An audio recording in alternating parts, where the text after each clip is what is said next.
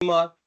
कुछ ऐसा ही हालत इस समय दिल्ली राजधानी की चल रही है, जो एक सर्वे के मुताबिक माना जा रहा है करीब 69% लोगों को कभी न कभी वायरस हुआ है या वो इससे अफेक्टेड चल रहे हैं। वायरल फीवर की दिल्ली में समझ लीजिए कि एक बहुत ज़्यादा लोग इससे प्रभावित हैं इस वायरस से। तो इस वायरस से क्या है, इसके क्या सिम्पटम्स हैं, कितना खतरनाक है, इससे कितना बचना चाहिए, कैसे बचना चाहिए? आपके ऐसे बहुत से सवाल आपके दिमाग में होंगे। इनका जवाब देने के लिए हमारे साथ डॉक्टर कौशल कांत मिश्रा जी मौजूद हैं, आइए इनसे पूछते हैं। डॉक्टर साहब, ये वायरस होता क्या है? जिसको बताया जा रहा है कि H3N2 जो क्या है वायरस?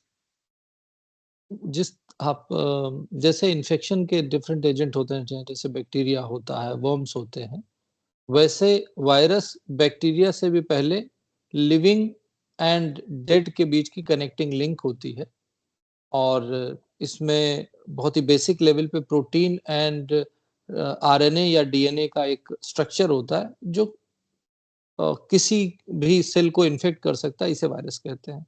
और ये डॉक्टर बहुत साहब तेजी से बदलता रहता है अलग-अलग समय में सीजन्स के अकॉर्डिंग। इसी वजह से इसका कोई फिक्स ट्रीटमेंट डेवलप नहीं हो पाता। इसका बेस्ट ट्रीटमेंट जो अवेलेबल है दैट इज़ वैक्सीन।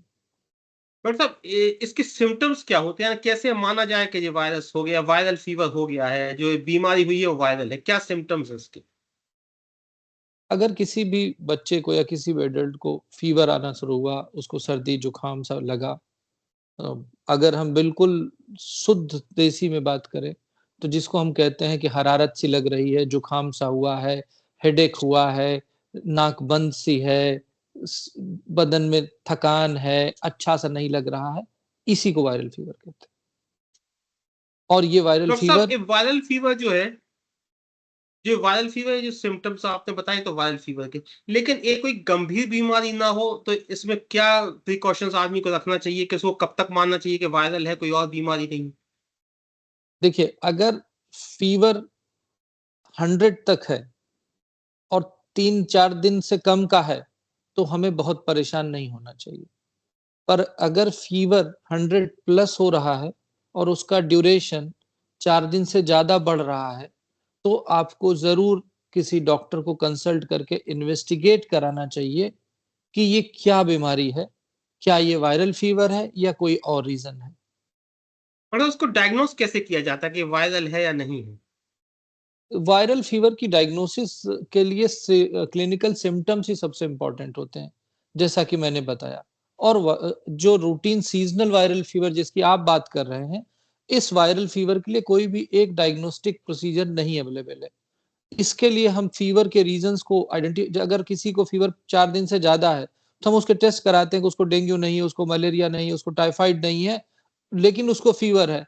तो हम ये मान लेते हैं कि ये क्लिनिकली इसको वायरल फीवर है, चूँकि वो आइसोलेटेड नहीं होता। कई सारे पेशेंट्स एक जैसे आते हैं। जब सीज़न चेंज होता है, उस समय आते हैं, तो ये क्लिनिकल डायग्नोसिस ज़्यादा होती है एज़ कंपेयर टू कोई डायग्नोस्टिक टूल्स के थ्रू डायग्नोस किया जाए। डॉक्टर साहब, उसका इलाज क्या है वायरल फीवर का? इसका इलाज सिम्प्टोमेटिक है, यानी कि जो सिम्पटम है हम उसका, अगर आपको कहीं सर दर्द हो रहा, बदन दर्द हो रहा, तो आपको दर्द की गोली खानी है। आपको बुखार हो रहा है तो आपको बुखार की गोली खानी है। आपकी नाक बंद है तो आप नाक को जो ब्लॉक करने के लिए एक दवा आती है, नाक में डालने जिससे नाक खुल जाती है, ओट्रिविन या नेज़ोवियन, उसको डाल के नाक को खोल सकते हैं। इन टोटैलिटी वायरल फीवर का अगर आप ट्रीटमेंट करेंगे तो वो 1 हफ्ते में ठीक होगा और नहीं ट्रीटमेंट करेंगे तो 5 दिन में 7 दिन में ठीक होगा। सिर्फ़ ये फ़र्क है। तो मैं सिर्फ़ ये कहना चाहता हूँ, इससे डरे नहीं, घबराएँ नहीं। जो मैंने बताया कि अगर 3 दिन से ज़्यादा है, 4 दिन से ज़्यादा है और फ़ीवर की इंटेंसिटी 100 प्लस है, तो आप डॉक्टर को दिखा कर के कन्फर्म कर लें कि ये वायरल फ़ीवर है या कोई और फ़ीवर है। अगर वायरल फ़ीवर है तो आपको डरने की, परेशान होने की ज़रूरत 99.9% नहीं है। डॉक्टर साहब, आखिरी सवाल, क्या इससे बचा जा सकता है? क्या कोई प्रिकॉशंस हैं जिससे इसको बचा जा सके? मतलब बहुत डिफ़िकल्ट है। अब मैं ये कहूँ कि कोविड की तरह हर आदमी अपने चेहरे पे मास्क लगा घूमे तो ये ओवर ट्रीटमेंट, ओवर प्रिकॉशन है। मुझे लगता है कि इम्यूनिटी डेवलप करने में ये वायरल फीवर हेल्प करते हैं। हर बार जब सीज़न चेंज होता है तो वायरस अपने आप को मॉडिफ़ाई करता है, जिसकी वज़ह से वो बॉडी को दोबारा इन्फेक्ट करता है और उससे हमारी इम्यूनिटी में बूस्ट अप होता है।